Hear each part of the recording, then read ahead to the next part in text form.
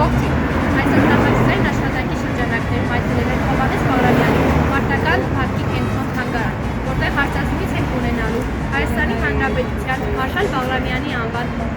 պենսիոներների միավորման նախագահի տեղակալ Տիգրան Ստեփանյան Կայանի հետ։ Победы, как он был от нас далек, как в костре потухшем таял уголек.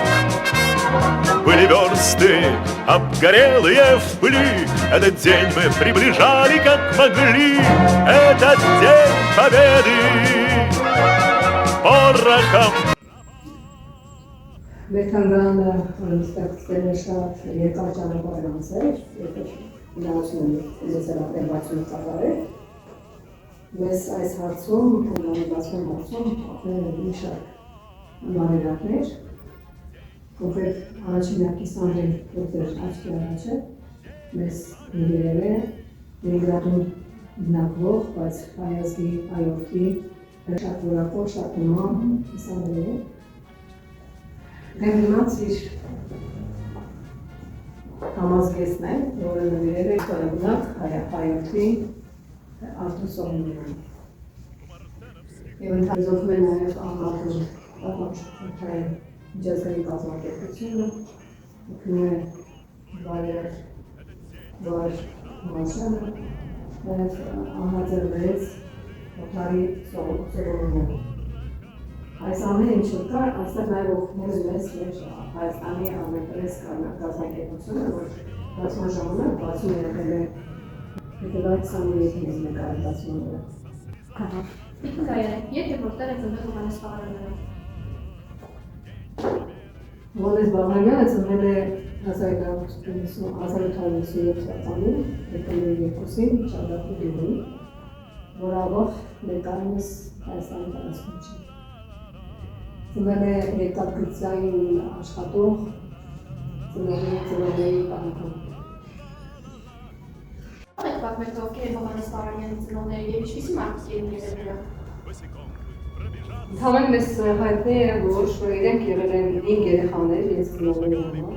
Հայրը եղել է երկաթգծի աշխատող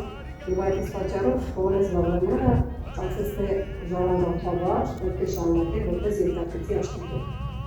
Բայց ճակատագիրը ցանկացել է փոխել իր նպատակները եւ որ ինքը ներկայացրել ինչպես է 15 թվականի ցեղասպանության հետևանքով հայերի տեղափոխում վիրավորված վիճակով ինքը ավելի շատ ավելի իրատեսելով որոշում է եւ վերջում ներկայացնել որ պետք է պարտավոր է զինվորական կայունը որպեսզի կարողանա իր վրեժը լուծել ազգի հետ կապված վրեժը լուծել իր ուսումնական կառավարության հետ Ինքը նույնիսկ պատրաստվել է դեռ 17 տարեկանից լինում է ներկայացվել որպես ինֆոնդի զինվորական կառուցվածքում ուսանելու, բայց ինչ չի տվել։ Այդ իսկ պատճառով կարծես թե 1 տարի հետազոտվել է իր ուսումը։ Ինչպես է անցել Հովհաննես Բաղրամյանի զինվորական ծառայության ուղին եւ ինչ կարևոր դեր է նա ունեցել հայրենական մեծ պատերազմում։ Առաջին իր մասնակցությունը որ եղել է դա Սարդարապետի ճակատամարտի մասնակցությունը, որտեղ ինքը պատիվ է ունեցել հանդիպելու Անժանիկին եւ դա ինչ որտեղ իրավունք ճակատագրական է եղել, որ հետագայում դա արդեն երբ որ ինքը տարեց ավելի տարիքով է եղել, արտահայտվել է ավելի, որ դա ինչ որ դեպք է պատահել, որ ուշացման հետևանքով իրեն ապտակ է ստացել, որը պատճառ է հանդիսացել, որ ինքը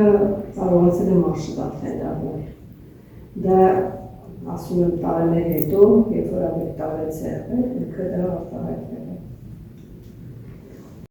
Ինչու էին Հովհաննես Բաղրամյանին անվանում ժողովրդի մարշալ։ Ինքը շատ Հովհաննես Բաղրամյանը շատ սիրելի մարշալը, շատ ժողովրդավարական է եղել, որտեղ ինքը կյանքի ընթացքում անդադ հանդիպումներ, հաճախակի հանդիպումներ է ունեցել, Հայաստանում այցելություններ է ունեցել, մասնակցություն է ունեցել նույնիսկ ֆուտբոլի ժամանակ, նույնիսկ շախմատային խաղերի ժամանակ, շատ հանդիպումների ժամանակ, նույնիսկ մեր Վիկտոր Համարցյանի հետ շատ միջոցառում էին ինքը մասնակցություն է ունեցել։ Այդ իսկ պատճառով ինքը կոչվել է ժողովրդավարական մարշալ։ Կներկայացրեք հայ ժողովրդի մասնակցությունը երկրորդ աշխարհամարտի ժամանակ։ 1941-45 թվականի հայրենական մեծ պատերազմի ընթացքում մասնակցել են շուրջ 600,000 հայրենիներ, հայրենի և դստեր։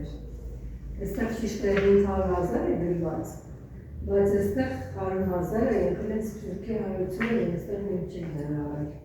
ցավոք, այստեղ մեծ բժիպարն է, որտեղ կիրիլավեինք։ 107 հայր արժանացել են միության հերոսի կոչման, ունեցել են 5 մարշալներ, ունեցել են 6 դիվիզիաներ հայկական, այստեղ տալիս է ունեցել ենք Ստասուցի Դավիթ և Հովհաննես Բաղրամյան տանկային շարասյունները, 120,000 վիրավոր զինվորների սպաներ են ունեցել ժամանակին, 200,000 հայ մարտիկներ, և ընդհանրապես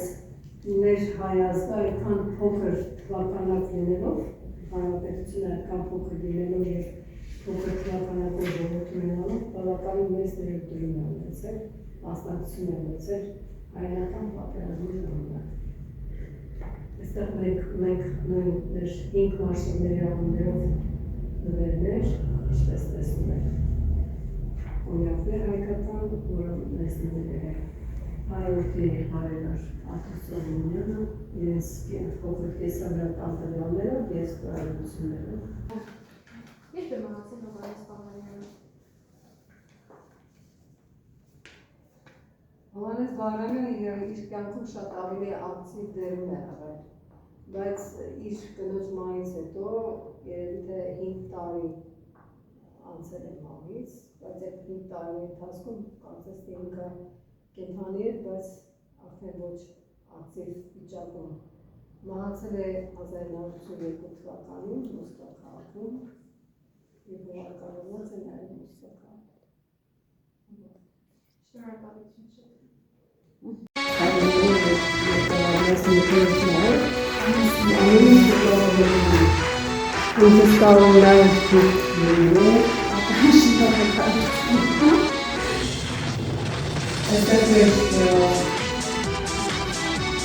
Գինաշնորհանում ներկայացնում է նաև մեր veteranların